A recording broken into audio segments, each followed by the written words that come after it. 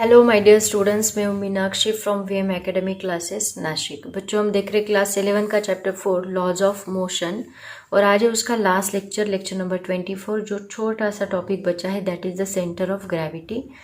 एक 5-10 मिनट का टॉपिक बचा है, उतना होने के बाद ये चैप्टर ख़त्म होगा। ठीक है, तो स्टार्ट करते हैं। सबसे पहले सेंटर ऑफ ग्रेविटी होता क्या है। तो बच्चों, सबसे पहले देखते हैं सेंटर ऑफ ग्रेविटी होता क्या है। तो सपोज कंसिडर करते हैं ये ऑब्जेक्ट हमने लिया है। इस ऑब्जेक्ट को हम लोग कहीं ना कहीं एक पॉइंट पे होल्ड करेंगे, जहाँ पे अगर मैंने इसको इस पॉइंट पे होल्ड किया है तो ये इस डायरेक्शन में मूव होगा, राइट ना। अगर मैंने इस पॉइंट पे होल्ड किया है तो वो इस डायरेक्शन में मूव होगा, क्योंकि इसके ऊपर ग्रेविटेशनल फोर्स एक्ट हो रहा है उसकी वजह से, और इसका मास इस डायरेक्शन में ज़्यादा है, इस साइड में ज़्यादा है, मास डिस्ट्रीब्यूशन इक्वल नहीं है, तो इसमें टॉर्क प्रोड्यूस हो रहा है।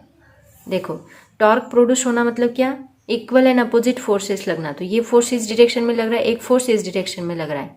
इस पॉइंट, इस ऑब्जेक्ट की वजह से, इस खुद के रिजल्टेंट फोर्स की वजह से, मतलब ग्रेविटी इस डायरेक्शन में फोर्स लगा रहा है और ये ऑब्जेक्ट इस डायरेक्शन में लग रहा है, तो यहाँ पे टॉर्क प्रोड्यूस हो रहा है।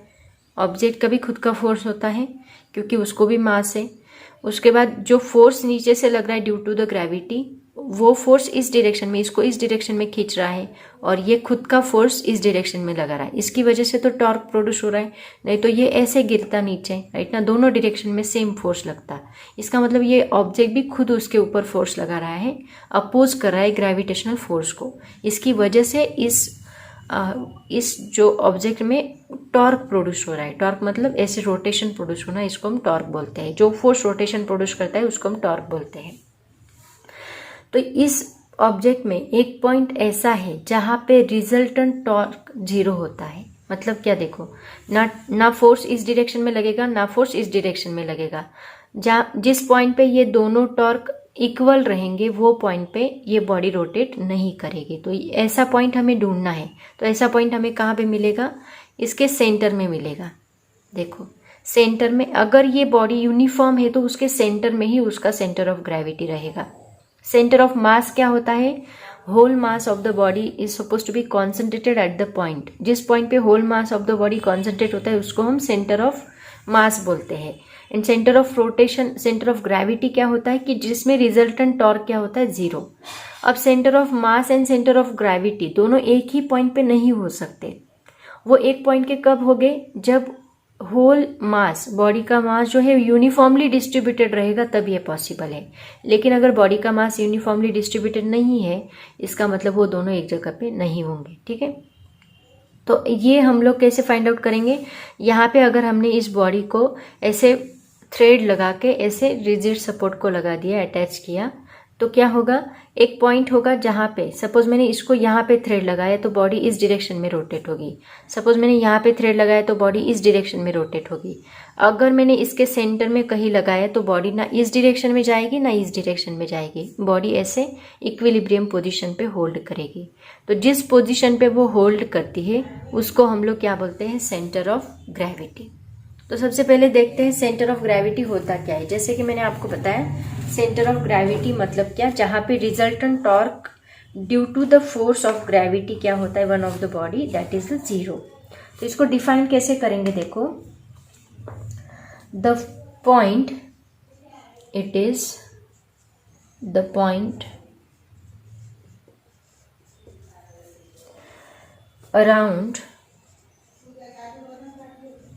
around which the resultant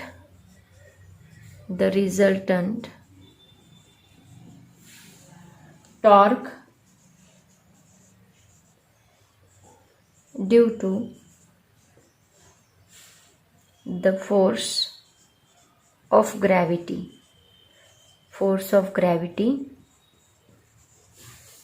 on the body is 0।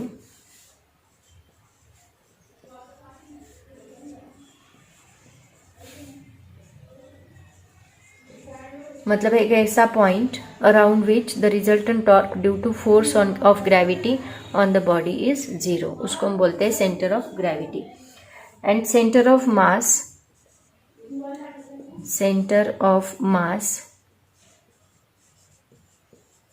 Coincides कब कोइंसाइड होंगे? Centre of mass coincide with the centre of gravity, with the centre of gravity. ये कब पॉसिबल है? जब when the body is in a uniform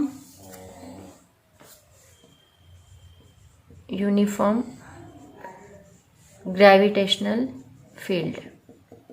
अगर uniform gravitational field में है तो ये पॉसिबल रहेगा, या फिर बॉडी का मास यूनिफॉर्म है तो ये पॉसिबल रहेगा, अदरवाइज ये पॉसिबल नहीं है। ठीक है, उसके बाद इसके ऊपर कुछ क्वेश्चंस पूछे एक्सरसाइज में, वो मैं आपको बताती हूँ। देखो, तो इसके ऊपर क्वेश्चंस देखो क्या पूछे। क्वेश्चन क्या है? Why do we need to know the centre of mass of an object for which object its position में differ from that of the centre of gravity. मतलब सेंटर ऑफ मास हमें क्यों पता होना चाहिए, एंड दूसरा कि for which objects its position में differ from that of centre of gravity. Centre of mass कौन से ऑब्जेक्ट के लिए centre of gravity and centre of मास अलग अलग मिलेंगे। तो ऑलरेडी मैंने वैसे उसका आंसर आपको बताया है, बट देखो इसका आंसर क्या है। सेंटर ऑफ मास हमें पता होना चाहिए because we apply allows us to apply Newton's laws of motion to finite objects by considering these objects as a point object। तो ये जो न्यूटन्स लॉज ऑफ मोशन है उनको अप्लाई करने के लिए, अभी ऑब्जेक्ट बहुत बड़ा है, राइट ना। कंसिडर करते हैं एक व्हीकल हमने लिया, तो व्हीकल में कितने सारे मासेस डिस्ट्रीब्यूशन है, ऑब्जेक्ट बहुत बड़ा है। तो इसमें से हमें एक पॉइंट ऐसा फाइंड आउट करना है जिसका सेंटर ऑफ ग्रेविटी अगर आपको पता होगा, सेंटर ऑफ मास अगर पता होगा, तो उस पॉइंट को ही कंसीडर करके हम लोग चलेंगे।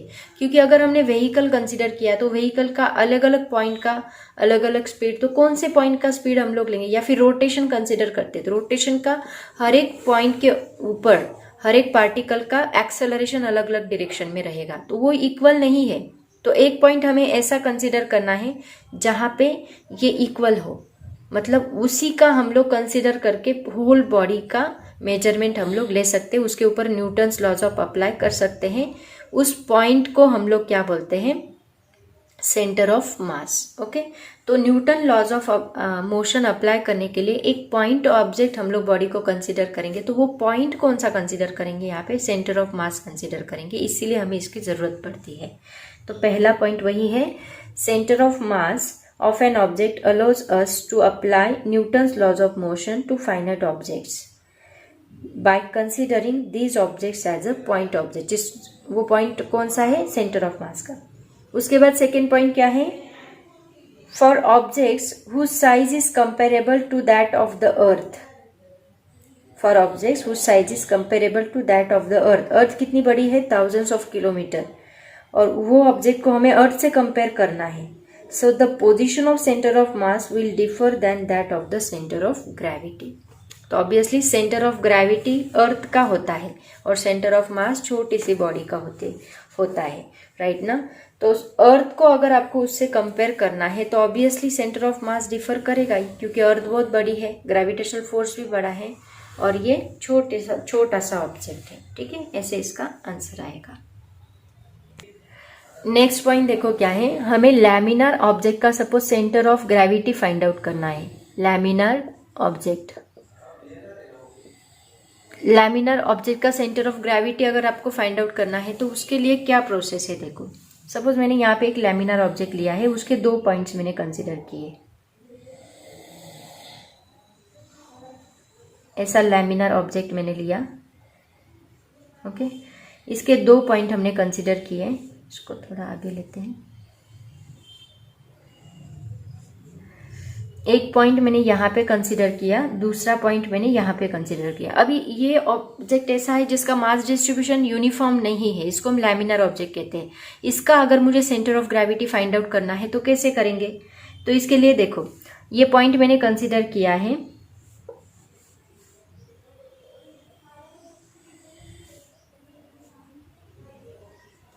तो इस पॉइंट से हम लोग एक लाइन खींचेंगे। ओके, अब हम क्या करेंगे, पहले लाइन मत खींचो, पहले क्या करो, इस पॉइंट को थ्रेड को टाई करो, यहाँ पे एक थ्रेड लगाओ, वो थ्रेड ऐसे ऊपर रिजिड सपोर्ट को टाई कर दो और इसको छोड़ दो। छोड़ने के बाद क्या होगा, ये बॉडी अपने आप इक्विलिब्रियम पोजीशन पे आएगी। तो जिस पोजीशन पे वो आएगी वहां पे एक लाइन ड्रॉ करो ऐसी, ठीक है। पहले हमने ये पॉइंट लिया, यहाँ पे थ्रेड टाई किया, वो थ्रेड मैंने रिजिड सपोर्ट को लगा दिया और बॉडी को छोड़ दिया। छोड़ने के बाद वो बॉडी अपने आप रिजिड इक्विलिब्रियम पोजीशन पे आती है, तो वहां पे एक लाइन ड्रॉ करनी है। उसके बाद हम लोग क्या करेंगे, ये थ्रेड निकाल के इस पॉइंट को टाई करेंगे। इस पॉइंट को टाई करने के बाद क्या होगा, ये बॉडी ऐसी बन जाएगी,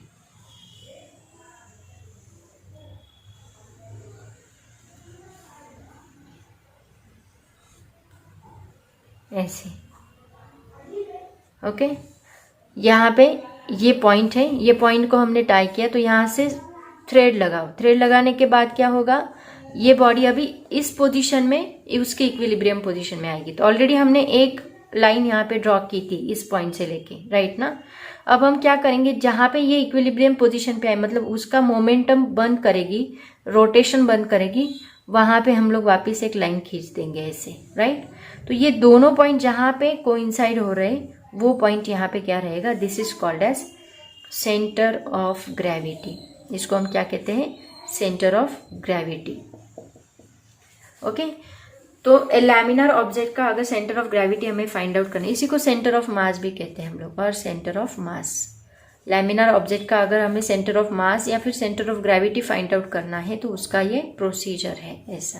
ओके, ऐसे हम लोग इसको सॉल्व करेंगे। तो बच्चों ये आपका लास्ट टॉपिक था, सेंटर ऑफ ग्रेविटी। छोटा सा टॉपिक है, इसके ऊपर ज़्यादा न्यूमेरिकल वगैरह कुछ भी नहीं डाले हैं। 12th में रहेगा तब हम लोग इसको डिटेल में स्टडी करेंगे। बच्चों इसी से रिलेटेड कुछ MCQs है, 2 ही MCQs पूछे इसके ऊपर आपके बुक में, वो हम लोग डिस्कस करते हैं। देखो क्वेश्चन क्या है, select wrong statement about the centre of mass. Centre of मास में नीचे उन्होंने कुछ स्टेटमेंट्स दिए, उसमें से रॉन्ग कौन सा है। तो पहला स्टेटमेंट क्या है, centre of mass of C shaped uniform rod can never be a point on that rod. मतलब एक C शेप का रॉड है, उसका सेंटर ऑफ मास इसके ऊपर आएगा क्या, नहीं, इसका सेंटर ऑफ मास कहीं यहाँ पे आएगा, मतलब इसके बाहर, ये रॉड के ऊपर नहीं आएगा। सो ये पहला स्टेटमेंट क्या है, shape uniform rod can never be a point on the, ये करेक्ट स्टेटमेंट है। If the line of action of force passes through the centre of mass the moment of the force is 0, बराबर है।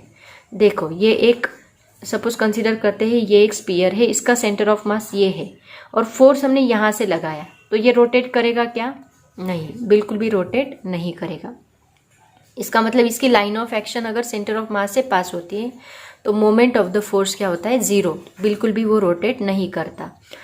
Centre of mass of our earth is not at its geometrical centre, obviously नहीं आएगा क्योंकि अर्थ uniform नहीं है। अर्थ कैसी भी, उसका शेप यूनिफॉर्म सर्कल थोड़ी ना आता है, तो उसका सेंटर ऑफ मास उसके सेंटर में नहीं आएगा, ज्योमेट्रिकल सेंटर में। तो करेक्ट स्टेटमेंट है। डी स्टेटमेंट यहाँ पे गलत है। While balancing an object on a pivot the line of action of the gravitational force of the earth passes through the centre of mass of the object, never. मतलब आप लोग किसी भी ऑब्जेक्ट को कहाँ पे भी पिवोट कर सकते। फॉर एग्जाम्पल ये पेंसिल को मैंने यहाँ पे पिवोट किया है, तो इसका लाइन ऑफ एक्शन, इसके पिवोट से line of action gravitational force थोड़ी ना यहाँ से पास होगा सेंटर ऑफ मास से, उसका लाइन ऑफ एक्शन यहाँ से पास नहीं होगा, वो कहीं से भी पास हो सकता है। मतलब डिपेंड्स ऑन आपने उसको कहाँ पिवोट किया है, तो line of action of gravitational force भी उसके अकॉर्डिंग चेंज होगा, हर बार थोड़ी ना सेंटर ऑफ मास से पास होगा। तो ये स्टेटमेंट यहाँ पे गलत है। ओके, नेक्स्ट देखो क्या है, question number 39। For which of the following objects will the centre of mass not be at their geometrical centre. An एक का रहेगा क्या ज्योमेट्रिकल सेंटर पे, नहीं, एक का शेप कहाँ सर्कुलर होता है, वो तो इलिप्टिकल शेप जैसा दिखता है, तो उसका सेंटर ऑफ मास उसके सेंटर में नहीं रहेगा। उसके बाद a cylindrical box full of rice, एक सिलेंड्रिकल बॉक्स है जिसमें पूरा राइस भरा हुआ है, तो उसका ज्योमेट्रिकल सेंटर थोड़ी ना उसके सेंटर में आएगा, वो कहीं और आएगा। Then cubical box containing assorted sweets, ये भी नहीं आएगा। मतलब तीनों का ऑल 1 2 3 तीनों का भी सेंटर ऑफ मास उनके ज्योमेट्रिकल सेंटर में नहीं रहेगा। तो यहाँ पे ऑप्शन कौन सा रहेगा? D option is the correct option. दोनों का भी डी ऑप्शन है, दोनों सेंटर ऑफ मास से रिलेटेड टॉपिक थे। ठीक है, तो बच्चों इस टॉपिक के रिलेटेड एमसीक्यूज बाकी है, वो एमसीक्यूज हम लोग बाद में स्टडी करेंगे। फिलहाल तो मैं आपको नया चैप्टर बताने वाली हूँ, दैट इज़ द ग्रेविटेशन, क्योंकि थोड़ा सिलेबस हमें खींचना पड़ेगा। 4 ही चैप्टर हुए हमारे, बहुत सिलेबस बाकी है, तो इट्स बेटर पहले हम चैप्टर्स ख़त्म करते हैं, उसके बाद एमसीक्यूज आप लोग भी सॉल्व कर सकते हो एक बार आपको टॉपिक समझ में आया तो। इसीलिए जल्दी जल्दी टॉपिक ख़त्म कर लेंगे, उसके बाद चाहे तो हम लोग एमसीक्यूज डिस्कस करेंगे। ठीक है, तो आज हम यहीं पे रुकते हैं, यहाँ पे ये चैप्टर ख़त्म हुआ ऐसे मैं डिक्लेयर करती हूँ। आगे नेक्स्ट लेक्चर से हम लोग ग्रेविटेशन ये चैप्टर स्टार्ट करने वाले हैं। तो बच्चों ऑल द वेरी बेस्ट, पढ़ाई करते रहो। Thank you so much and bye bye.